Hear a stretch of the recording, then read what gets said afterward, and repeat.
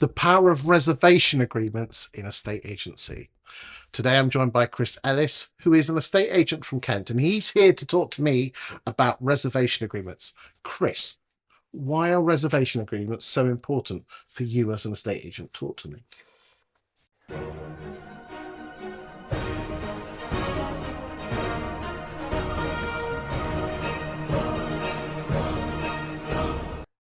They're massive. And for me, let's talk stats, right? We've nearly done 500 reservation agreements now since 2020. We've got a 94% completion rate on a reservation. So a 6% fall through rate. Correct. The UK average is 24.2. Yeah. And our overall, and as I said, we've had a few blips with sellers not wanting to do them. And our overall fall through rate is sitting at 18%. So not everyone has to have them. Nope. One of the biggest, I mean, I'm a massive fan of them. Mm-hmm. One of the biggest criticisms that they have is that, well, what if there's a dodgy survey, or what if the vendor doesn't want it? So, and does it stop getting listings? So let's look at that one. Dodgy survey.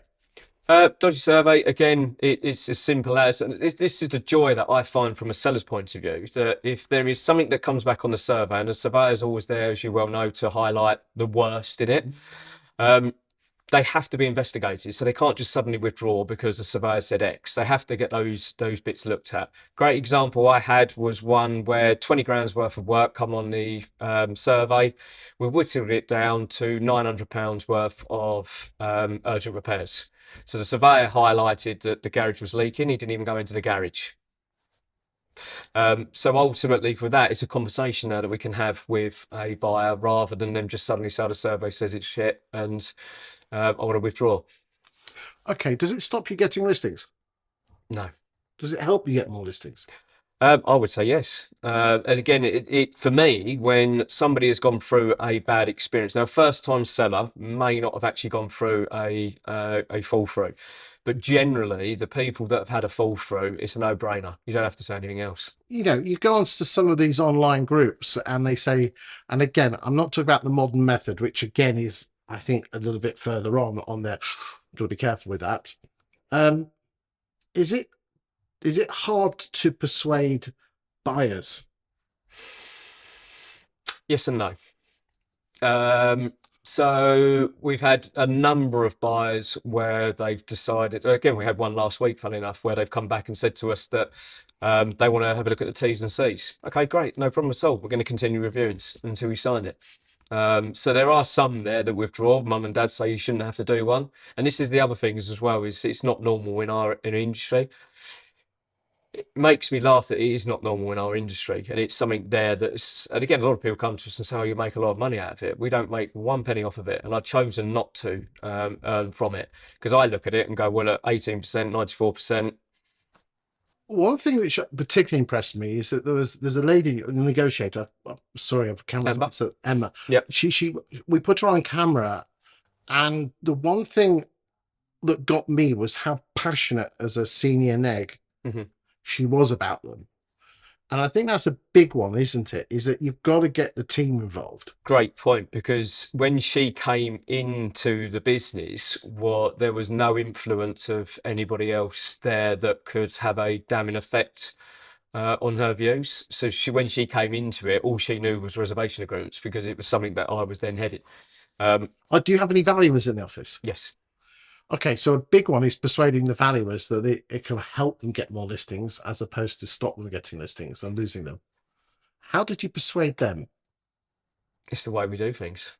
And at the end of the day, like, even though we've had a couple recently, and it's objection handling. I noticed with somebody that I had before, he couldn't convince a client to go and do one.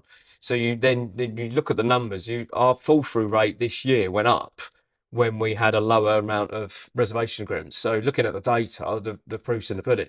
So as long as they understand it, but I've had to allow a couple of situations where we've allowed one to go without, and it's ended up a buyer withdrawing on exchange of contracts.